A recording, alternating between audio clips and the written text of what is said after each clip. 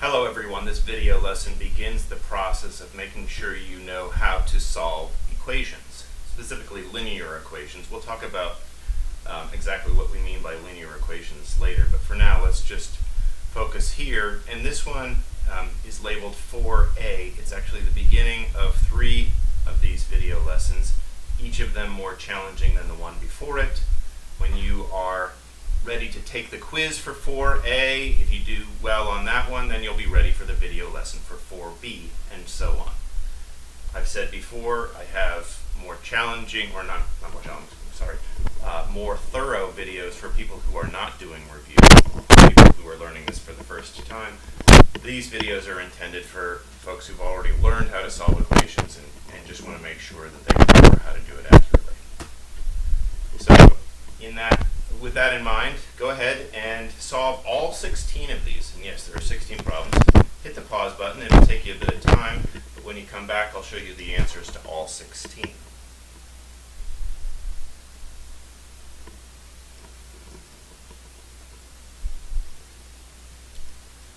Okay, I'm going to assume that you've done that and are ready to see these answers. Here they are. Now, I'm going to say something here that I should say with every video. If you have the right answer, that means you not only have the number value correct, but you also have the sign correct. For example, if you called this positive 5, that's not right. If you called this negative 12, that's not right. So make sure for all 16 of these that you have the numerical value and the sign accurate. If you have all 16 right, or if you have 15 right and feel as though the one that you got wrong is a mistake you won't make again, then maybe you don't need to watch this video. But for pretty much everybody else, I would strongly recommend that you do go ahead and watch the rest of the video lesson. So let's get going with that. There are, in the end, you'll see over the course of these 3 videos, there are 7 steps, but 7 keys to solving equations. And the first one is to get x by itself. And of course, the letter might be something different than x. It might be n, it might be a. But get that variable by itself. And you do that by using the opposite operation for the one that you are given. So let's see some examples so you can see what I mean. This first one here, you've got x plus 2 equals negative 13. You want x by itself. Well, 2 has been added. The opposite operation of adding 2 is to subtract 2. And you have to treat both sides of an equation the same in order to keep them in balance, so you subtract 2 from the other side. These 2's cancel, and all you have left on the left side is x, and on the right side, negative 13 minus 2 is negative 15, and your answer matches what you were given. The second example, m. To get m by itself, well, right now, negative 17 is being combined with m. The opposite of negative 17 is positive 17. So add 17 to the other side. You've only got m left on the left, and negative 34 plus 17 gives you an answer that matches what I told you the answer should be, negative 17. Some slightly more challenging ones. Let's look at this first one here. Notice that you've got minus minus. Well, we've talked before about the idea that double negative becomes positive. So really what you have is b plus 4 equals negative 1. So to get rid of that plus 4, subtract 4 from both sides. And you'll find that it does match. Oops, sorry, I didn't mean to move on to the next one. Negative 1 minus 4 does match negative 5. For the one on the right, plus minus 8. Well, this might be just a whole lot simpler for you to see if you just get rid of this clutter and call it x minus 8. They mean the same thing. Remember what we talked about a couple of videos ago. Plus negative 8 is the same thing as minus 8. So if 8 is being subtracted off, the opposite would be to add 8 to both sides.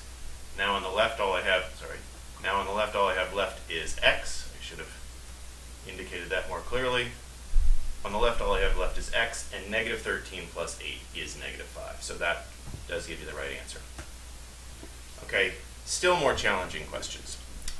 Or at least some students sometimes get confused when x is on the right side. You don't need to do anything particularly differently.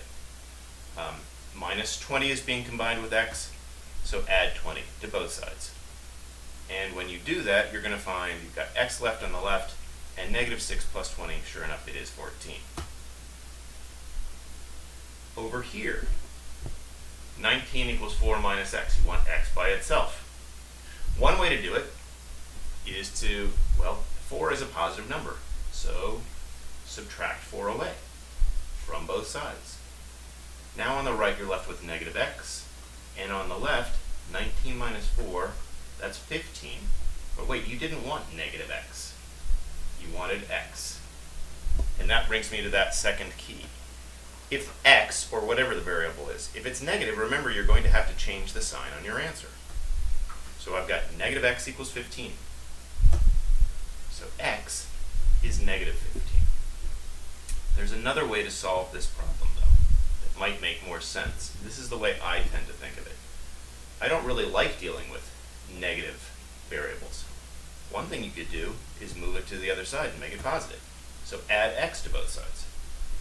Now I've got 19 plus x on the left and 4 on the right. And now this problem looks a lot like the simple ones that we started this video solving.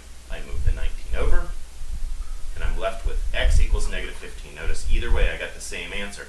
I don't care which of these two ways you solve this problem, whether you want to move x over so that it becomes positive, or whether you want to just change the sign at the very end. Either way, you need to come up with the answer negative 15. The answer positive 15 is not correct. Then the last remaining questions from part 3 involved multiplication and division to solve. Remember, what you're going to do to get x by itself is move whatever else is together with x using the opposite operation. Well, right now you're doing x divided by 10. So multiply both sides by 10. I do mean both sides. So these 10s will cancel. And on the right you're left with x, and on the left you've got 20, which is the answer that you were given there. For number 12, I want b by itself. It's being multiplied by negative 20. So to get rid of that negative 20, I've got to divide by negative 20. Divide both sides by negative 20, that is. And the ones on the left cancel. Now on my left, all I'm left with is b.